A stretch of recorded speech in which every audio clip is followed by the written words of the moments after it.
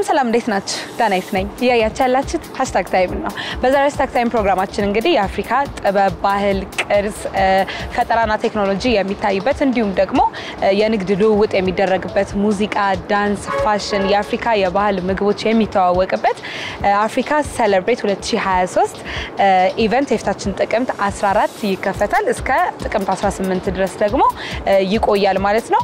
ከአዘጋጆቹ ጋር አንዳንድ ነገሮችን የምናወራ ይሆናል። ምን ነገሮችን ይዞ መጥቷል፣ ምን አዳዲስ ነገሮች አሉ ከዚህ በፊት ከነበሩት የሚለውን ነገር የምንዳስስ ይሆናል። ተከታተሉት።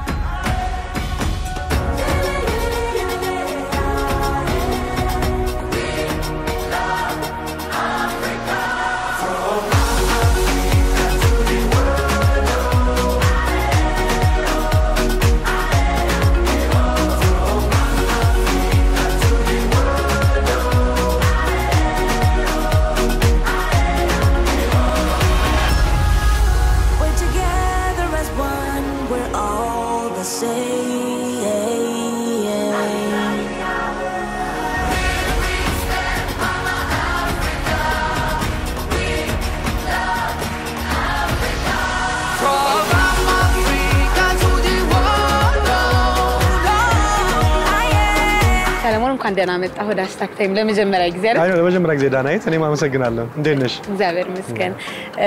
በአፍሪካ ሰለብሬት 2023 ዙሪያ ነው እንግዲህ ዛሬ የተገናኘነውና የ1888 ሚና ምንድነው እዚህ ላይ? አዎ እንግዲህ ይሄ የአፍሪካ ሰለብሬት ቀደም ሲልም ፓርትነሮቻችን እንዳሉት አዲስ ነገር አይደለም። ከዚህ በፊት የተካሄዱ ነገሮች ናቸው። እሱ ላይ ሰምተናል በደንብ። 1888 ለመጀመሪያ ጊዜ ነው በዚህ በዘንድሮ አከባበር ላይ ፓርትነር የሆነው እንደ ቴክኖሎጂ ፓርትነር 1888 ኢሲ እንግዲህ የቴክኖሎጂ ኩባንያ ነው። የተለያዩ የቴክኖሎጂ ስታርታፖችን ለመስራት ነው የምንሞክረው። ስለዚህ ከዛ አንፃር ምን ኮንትሪቢዩት እናደርጋለን በሚለው ጋር ስንነጋገር ብዙ ጊዜ እኛም አቋም ከአፍሪካ ይወጣ ፓን አፍሪካን የሆነ አፍሪካን የሚያቀፍ አህጉራዊ የሆነ እንቅስቃሴ በጣም እንወዳለንና ስለዚህ በዛ አንፃር ብለን ለመጀመሪያ ጊዜ በዚህ ፌስቲቫል ላይ የቴክኖሎጂ ዝግጅት ይኖራል ማለት ነው። ሶ ከዛ ጋር በተያያዘ ነው የምንሰራው። የ2023 አፍሪካ ሰለብሬት ፈጠራና ቴክኖሎጂ ላይ በተመለከተ ምን ነገሮችን ያካትታል? አሁን እንግዲህ የመጀመሪያችን ስለሆነ በሃምብል ቢጊኒንግ የምንለው ነገር በትንሹ ነው የምንጀምረው እያደገ እንዲሄድ።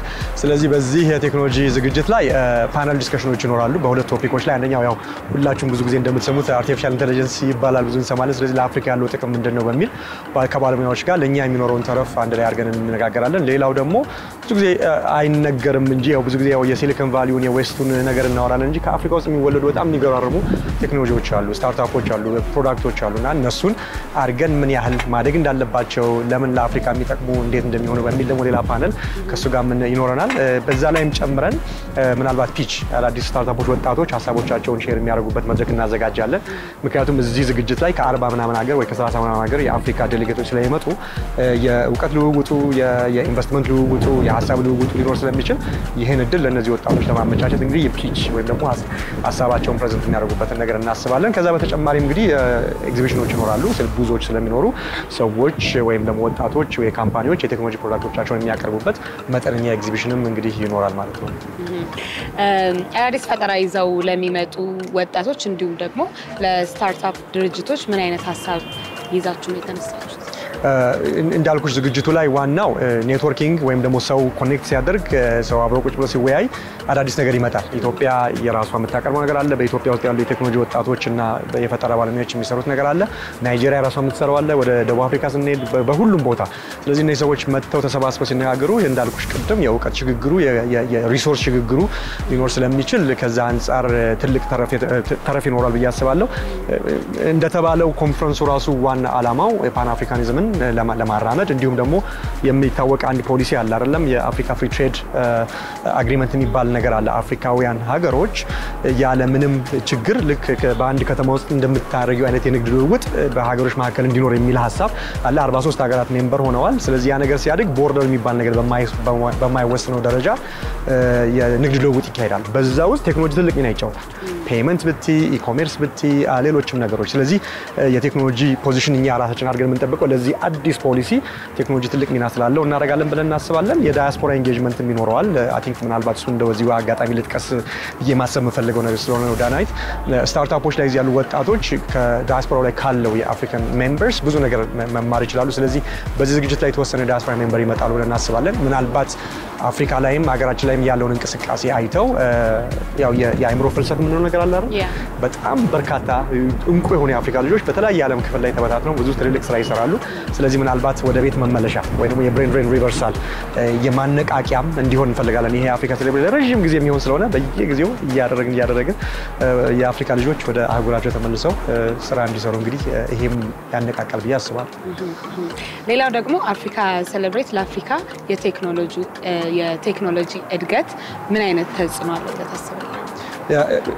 again ለዛም ነው አይ ቲንክ የመጀመሪያው ይሄን ዝግጅት ሲያዘጋጁ የነበሩ የፓርትነሮቻችን በተለይ የናይጄሪያው ፓርትነራችን ሌክሲ ቫልዩን አይቶ ነው ኦኬ ፋሽኑ አለ ካልቸሩ አለ ቢዝነስ ፎረሙ አለ ሌሎችም ነገሮች አሉ ነገር ግን ቴክኖሎጂ እንዴት ነው የማይኖረው ሁሉ ነገር አሁን ዓለም ወደዛ እየሄደች ነው ስለዚህ የቴክኖሎጂን ነገር በዚህ አህጉር አቀፍ በሆነ የፓን አፍሪካን ሴሌብሬሽን ላይ ወይም ደግሞ የአራት ቀን ዝግጅት ላይ መካተት አለበት በቀጣይነት ብሎ ስላመነ ነው የተወሰነውን ቀደም ሲል እንደጠቀስኩልሽ እንግዲህ አህጉሪቱ ኢንተርኮኔክትድ ስትሆን ቴክኖሎጂ ያንን ነገር አክሰለሬት ማድረግ ወይ ማስቻል የሚችልበት ብቃት በጣም ወሳኝ ስለሆነ ቴክኖሎጂ ያለ ቴክኖሎጂ አፍሪካ ሴሌብሬትም አህጉር አቀፍ ምድገት አፍሪካም ከሌላው ዓለም ጋር የምትወዳደርበት ሁኔታ በጣም ስሊም ነው የሚሆነው ስለዚህ ቴክኖሎጂ የግድ አስቻይ የሆነ ሴክተር ስለሆነ ያስፈልጋል ማለት ነው ያነስተኛና መካከለኛ የቴክኖሎጂ ኢንተርፕራይዞች በአፍሪካ ሴሌብሬት ኢኖቬሽንና ቴክኖሎጂ መድረክ ላይ እንዴት ሊሳተፉ ይችላሉ? በጣም ቆንጆ ጥያቄ ነው። ይሄ ምናልባት እንግዲህ ደጋግሜ የምለው ትንሽ ጅማሬ ነው በኋላ የሚያርግ ነው የምለው ለዛ ነው። አሁን ላይ ምናልባት ያሉት እድሎች የኤግዚቢሽን ሆሎች አሉ። ስለዚህ ስራዎቻቸውን በተመጣጣኝ ሁኔታ ቡዝ አድርገው ሁሉ ከዚህ ከአፍሪካ ሀገራት ላይ የመጡ እንግዶች ሀገር ውስጥ ያሉ እንግዶች በሙሉ ስራዎቻቸውን የሚያሳዩበት የኤግዚቢሽን ሆል ስላለ እዛ ላይ ስራዎቻቸው ማሳየት ይችላሉ ዴስኮች ላይ አድርገው ማለት ነው። አንድ ቡዝ ነው አንደኛው እሱ ነው። ሁለተኛው ቅድም እንዳልኩት ለተመረጡ አነስተኛና ጥቃቅን የቴክኖሎጂ ባለሙያዎች ወይም ስታርታፖች ወይ አይዲያ ያላቸው ወጣቶች መድረክ እናዘጋጃለን። ስለዚህ ሀሳባቸውን ፒች ያደርጋሉ። ስለዚህ በዛ ሂደት ውስጥ ኢንቨስተር ሊያገኙ ይችላሉ፣ ሜንቶር ሊያገኙ ይችላሉ፣ ፓርትነር ሊያገኙ ይችላሉና አይ ቲንክ እነዚህ ሁለቱ በዋናነት ለነዚህ ወገኖች ይጠቅማል ብዬ አስባለሁ። ከዛ በተጨማሪ ግን ከፓነል ዲስከሽኖቹና ከወርክሾፖቹ ላይ አዳዲስ ልምድ መቅሰም ይችላሉ፣ አዳዲስ ሰዎችን መተዋወቅ ይችላሉ ብዬ አስባለሁ። እንግዲህ ጅማሬያችን በዚህ ይሆናል። ወደፊት ግን በጣም በሰፊው የምናደርገው ዓለም አቀፍ አህጉር አቀፍ የሆኑ ትልልቅ የቴክኖሎጂ ተቋማትን የምንሸልምበት እውቅና የምንሰጥበት ሽልማት የገንዘብ ድጋፍ የምናደርግበትም ሂደት አቅማችን እየጎለበተ ይሄድ ወደዛም እንሄዳለን ብለን እናስባለን። ጉድ ላክ። አመሰግናለሁ። ታንክ ዩ ዳናይት። አመሰግናለሁ።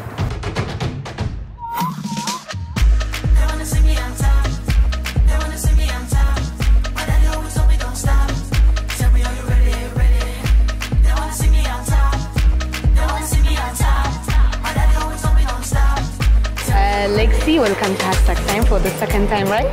Thank you, yes. So please introduce yourself.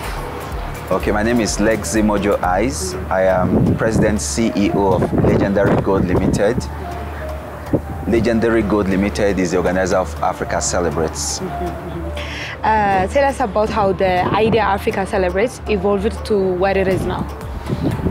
Okay, we introduced Africa Celebrates in 2021. That year was declared by the African Union as the year of art, culture, and heritage. You know, so we had to curate an event to suit that. But this time we said art, Africa Celebrates art, culture, heritage, technology, and business. You know, everything put together as one. But before then, we had an event called Africa Fashion Reception, which we still have. You know, that was just fashion event, bringing fashion designers from all over Africa to the African Union here in Addis Ababa every year. Then we also take them to Paris, to the UNESCO in Paris. So when we introduced Africa Celebrates, we now made Africa Fashion Reception the Gala Fashion and Awards Night of Africa Celebrates, you know, yeah. So what additional components has the AC 2023 has from the previous ones?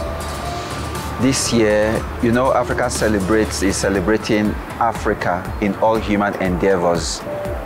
When we started, we knew it was going to be a bigger project, but we started from art, culture, heritage, and business. This time we are adding other components like art installation, which is exhibition for artists from across the continent. We are adding Africa Diaspora Connect. That means bringing the diasporas from around the world to meet with their brothers and sisters on the continent to see how they can do business together, you know, how they can explore the continent together and things like that. We also have Afro-Film Alliance. Afro-Film Alliance, the idea is to bring filmmakers together from across the continent. And we are bringing a top Nollywood actress, we are bringing a top movie director from Nigeria. We are bringing some of our friends from Hollywood as well, African Americans, you know, to meet with their African counterparts, then filmmakers from South Africa, from Kenya, you know. So that is Afro-Film Alliance. The idea at the end of the day is to see how they can make films. I mean, a lot of the films that are made about Africa that are like blockbusters are not made by Africans, you know. They are made by probably African Americans, you know, then Americans as well. So they are not in the best position to tell our stories. We want to be able to bring filmmakers together from script writing to directing to production to actors and actresses, and also for those films to be shot on the continent, various parts of the continent. Then we have innovation and technology. That's a new component we introduced as well. You know, so those are some of the components. And for next year, okay, we have also Women Empowerment Summit for the women. You know, so you can be sure that by next year we will also introduce some more components. You know, but for this year, these are the components we introduced. Nice. So how will the representation of countries look like this year? Yeah, last year we had like 32 countries. This year we're going to have more countries, obviously. You know, yeah, we are still counting the countries. More of them are still signifying their interest. But definitely we'll have more than 32 countries. And the end goal at some point is to have all 55 African countries attending every year. You know, so it's a humble beginning. We started with 18 countries the first year. Last year we had 32 countries. This year we're having more. You know, yeah.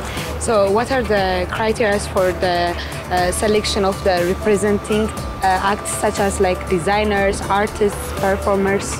What are the criteria? Okay, we have like, yeah, Africa Celebrate has like an executive board. You know, for the designers, they look at their lookbook, you know, their latest lookbook to decide which designer represents each of the countries. For all the other components like dance, like music, and the rest of them, they look at, I mean, they send like their YouTube videos for them to look at. You know, it's based on that they approve who should or who cannot come. You know, those are some of the criteria. How can one be part of AC 2023? Yeah, just go online, whatever you want to do. That's simple? Yes, you know, whatever you want to do. You want to perform, you want to attend, whatever you want with Africa Celebrates. You go to www.africacelebrates.com, you know, and definitely we'll attend to you. Thank you very much. Thanks for having me.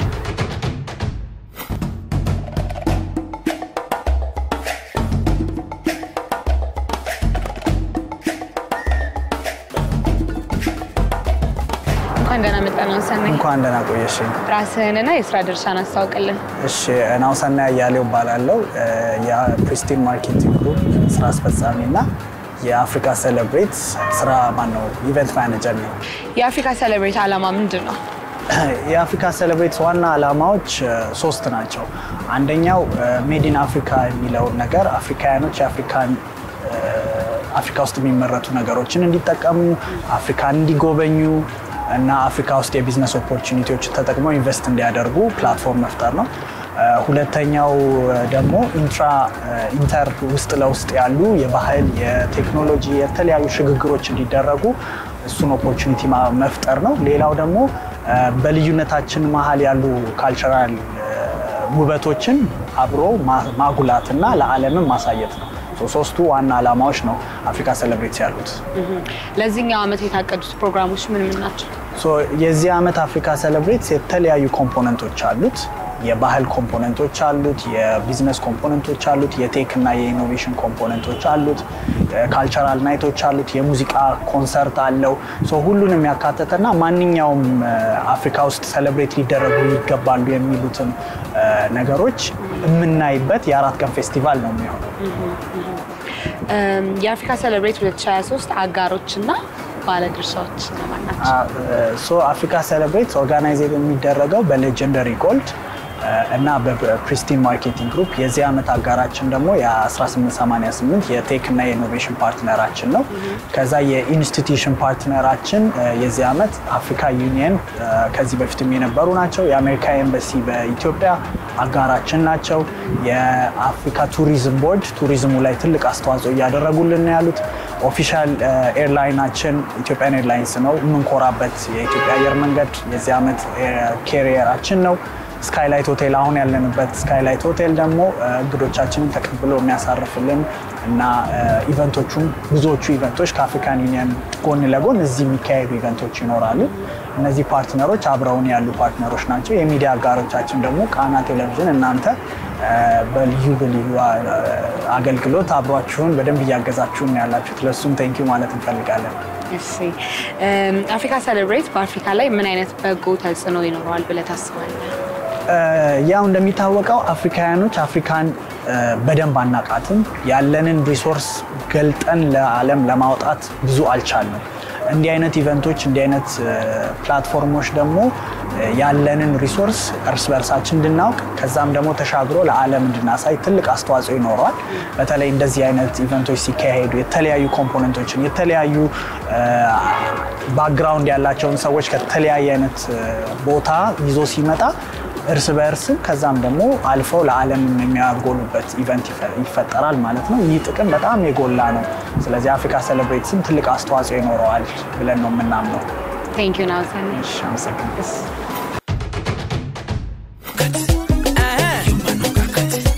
Dizo Odele minona kwe Osalino lokote Otokino kutute Na pete kaga Mai kwandana mtashudash taktain Thank you Danny የስራ ድርሻሽን አስተዋውቂልኝ አፍሪካ ሰለብሬት 2023 ላይ እሺ ኢያይል ታምራት ወይ ማያ ባላለው የማያልዝ ኢቨንትስ ኤንድ ካምፓኒ ዋና ስራ አስፈጻሚ ነኝ የአፍሪካ ሰለብሬት ፕሮጀክት ፓርትነር ነኝ ሶ ካምፓኒያችን በዚህ ኢቨንት ላይ ኢንተርቴይንመንት ኮምፖነንቶችን ማኔጅ በማድረግ የዘንድሮ ተሳታፊ ነው ማለት ነው እሺ አፍሪካ ሰለብሬት 2023 ምን አይነት የመዝናኛ ክፍሎች አሉት አፍሪካ ሰለብሬት ከመክፈቻ ቀኑ ጀምሮ እስከ መዝጊያ ቀኑ ድረስ በየዕለቱ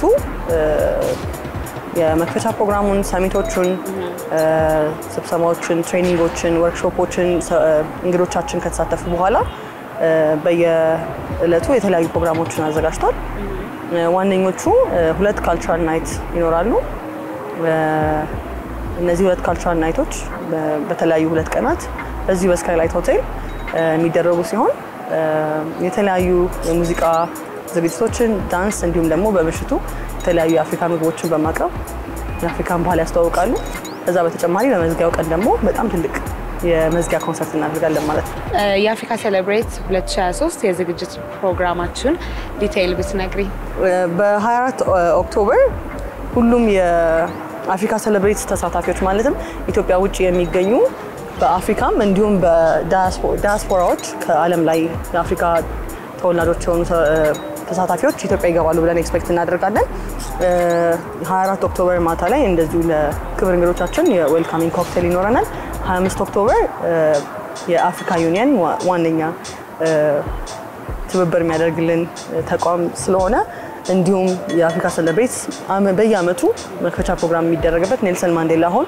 አፍሪካ ዩኒየን መክፈቻ ፕሮግራም ይኖራል ከዛ በመቀጠል 25 ኦክቶበር እንዲሁ የዚሁ ቀን ምሽት ቅድም ከገለጽኩልሽ ካልቸራል ናይቶች ውስጥ አንዱ ይካሄዳል ማለት ነው ከዛ 26 ኦክቶበር 27 ኦክቶበር የተለያዩ የኢኮኖሚክ ሳሚቶች የአፍሪካ ፋሽን ሳሚቶች እንዲሁም ደግሞ ኤግዚቢሽን ይኖራል ከዛ ሁለተኛው ካልቸራል ናይታችን 26 ኦክቶበር ማታ ላይ ይሆናል ማለት ነው 27 ኦክቶበር ኢኖቬሽን እና ቴክኖሎጂ ወርክሾፕ ይኖረናል ዘንድሮ ከጨመርናቸው ዋነኛ ኮምፖነንቶች ውስጥ አፍሪካ ሰለብሬት ውስጥ ይሄ አንዱ ነው 27 ኦክቶበር ምሽት ላይ ፋሽን ጋላ እንዲሁም አዋርድ ፕሮግራም ይኖረናል ሰፊ ፕሮግራም ነው ብዙ ኮምፖነንቶች አሉት በውስጡ 28 ኦክቶበር የመዝጊያ ኮንሰርት እና ለክብር እንግዶቻችን ደግሞ የቱር ቀን ይኖረናል ማለት ነው አዲስ አበባን የአፍሪካ መቀመጫ የሆነችውን ከተማ እናስጎበኛለን ማለት ነው በጣም አሪፍ አመሰግናለሁ ማያይ አመሰግናለሁ ዳናይት ቴንክ ዩ እንግዲህ ተመልካቾቼ የዛሬ ስታክ ታይም ፕሮግራማችን ይሄን ይመስል ነበር በሚቀጥለው ሳምንት ደግሞ የአፍሪካ ሰለብሬት 2023 ኢቨንት ምን ይመስል እንደነበረ በጥቂቱ ለመዳሰስ እንሞክራለን በሚቀጥለው ሳምንት እንገናኝ ቻው